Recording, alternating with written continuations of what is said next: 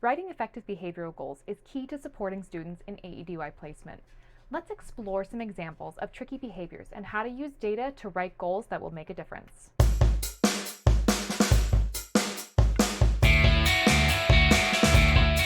What we don't want to write are goals like Johnny won't bring a weapon to school for 45 days. This is unnecessary because any behavior that meets the threshold for an AEDY referral would qualify as a secondary incident. See the secondary incidents page on the AEDY website for instructions on how to proceed. We also don't want to write a goal like April will maintain 80% of behavior points for 4 to 5 days as measured by daily point sheets. This goal is not individualized, so although the goal itself is pretty okay, it's not individualized to April's behavior of concern and her needs. Further, that 80% was chosen without referencing baseline data. So while this goal is okay to include for April, it can't be required for her to complete it in order to exit the program. So if we don't want to write goals like that, what goals do we want to write? When students exhibit a behavior that meets the criteria for an AEDY referral, it's important to identify the underlying cause of that behavior. This is especially critical for first-time behaviors where the student has no previous disciplinary referrals. For example, the student brought a knife to school but has no disciplinary record. Here are 3 possible reasons that a student might bring a weapon. Liam went hunting yesterday after school and forgot to take it out of his backpack. Ashley doesn't feel safe on her way to and from school and brought the knife for protection. Alex brought a knife to school with intent to cause harm to a classmate. While all 3 of these causes resulted in the exact same behavior, every student needs a very different goal. As a second example, a student was found to have marijuana on their person. Here are 3 possible reasons for the behavior. Sam uses a marijuana vape to self-medicate for anxiety. Nico is new to school and has started using marijuana due to peer pressure in order to fit in with his new group of friends. Kyle brought multiple baggies of marijuana to school with the intent to sell to classmates. Again, all 3 of these root causes resulted in the same behavior and they fulfill the same AEDY criteria, but each student needs a very different goal.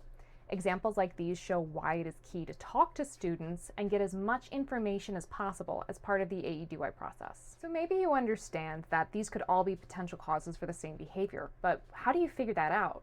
And once you do figure it out, how do you write goals to support that student? To figure out what drove the student's behavior, here are some data to consider. The most useful source of information should be the behavioral assessment, which is required within the first 5 days of placement in AEDY. If you find that the behavioral assessment is not providing sufficiently useful information, consider whether a different behavioral assessment might be more helpful.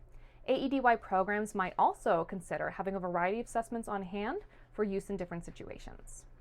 Be sure to also listen to information provided in discussions with the student, parents or guardians, teachers, administrators, and other school staff who know the child.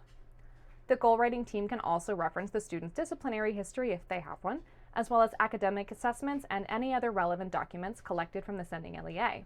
For example, when writing behavioral goals for students with disabilities, the team could reference the student's IEP or 504 plan, the Manifestation Determination Review or MDR, and their Functional Behavioral Assessment or FBA if they have one, as well as any other documents provided by the sending LEA. Remember that your goal in reviewing these data is to understand why the behavior happened and to identify any unmet needs or lagging skills that may be contributing to that behavior. Let's take another look at Sam and Alex.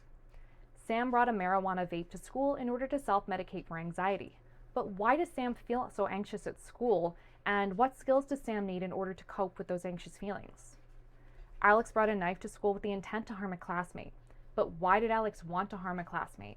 And what skills does Alex need in order to choose a different behavior?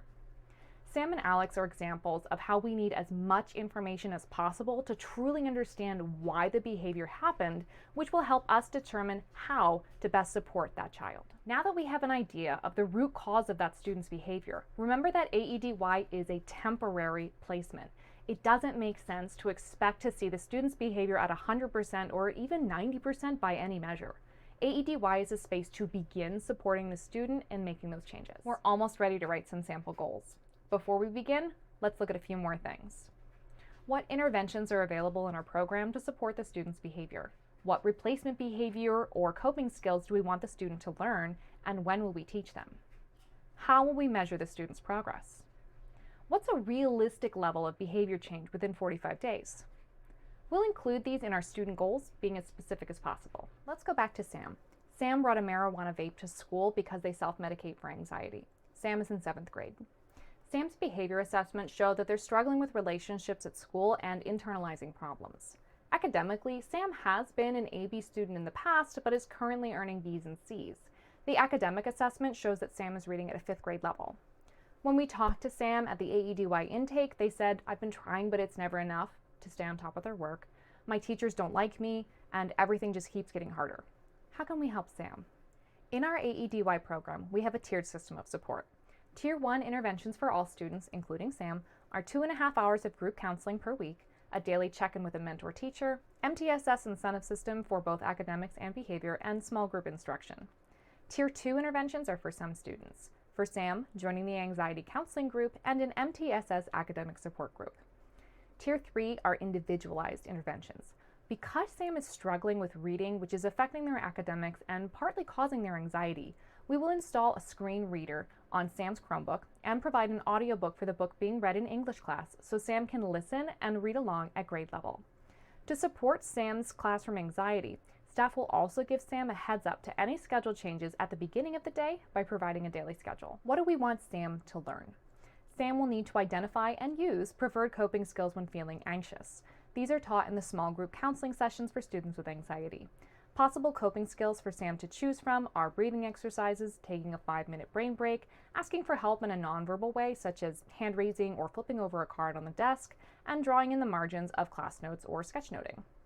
Next, let's consider how staff will see Sam using these skills. These provide our opportunities to measure. For Sam, these are the daily check-ins with the mentor teacher, weekly self-reflection with the counselor, and direct observations by staff of those visible coping skills. Keep in mind that we don't need to use all of these metrics. It is simply helpful to create a list of what we can use when writing the behavior goal. With this in mind, here's a required goal for Sam.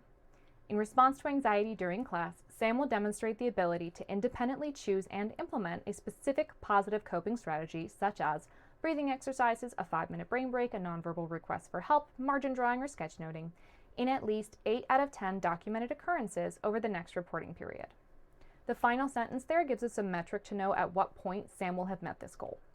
We may also need to support Sam's learning in identifying what triggers the anxiety during school, which can be taught during our group counseling sessions. Because of Sam's academic struggles, it may also be appropriate to write a non-required academic goal specific to Sam's academic needs. Consider if this would support Sam's time in your AEDY program and how the goal could be monitored by staff.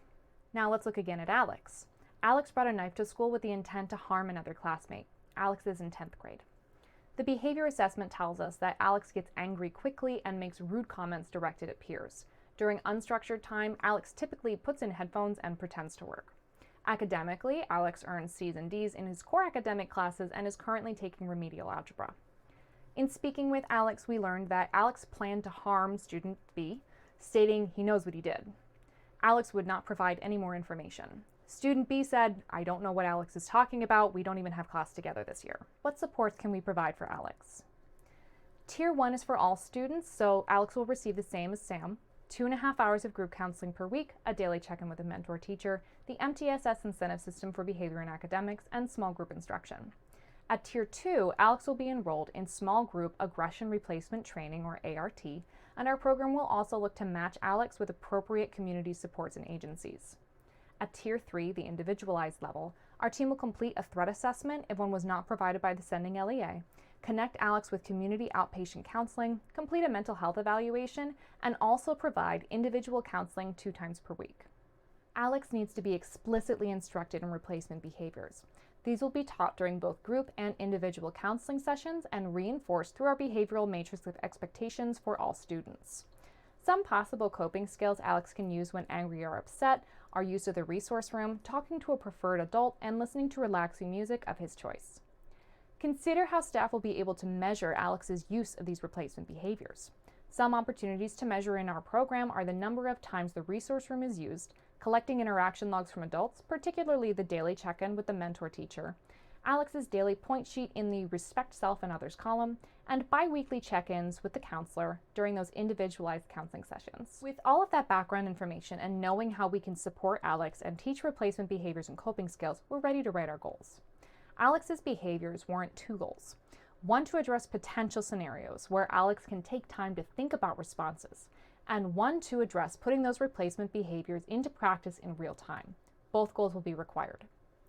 When presented with peer-to-peer scenarios during counseling sessions, Alex will be able to describe an appropriate response to peer comments and identify a coping strategy that could be used in the scenario 4 out of 5 times for 3 consecutive sessions. For Alex's second goal, Alex will talk to peers appropriately, meaning positive or neutral comments and no swearing, 80% of the time, as measured by the Respect Yourself and Others column on daily point sheets. Remember that goal writing is a skill that takes time to develop. Practice with your team and check out our website for more example students. Thanks for joining me on today's Pop-Up Practice, where practice makes progress. Be sure to check out the Pop-Up Practices playlist for more.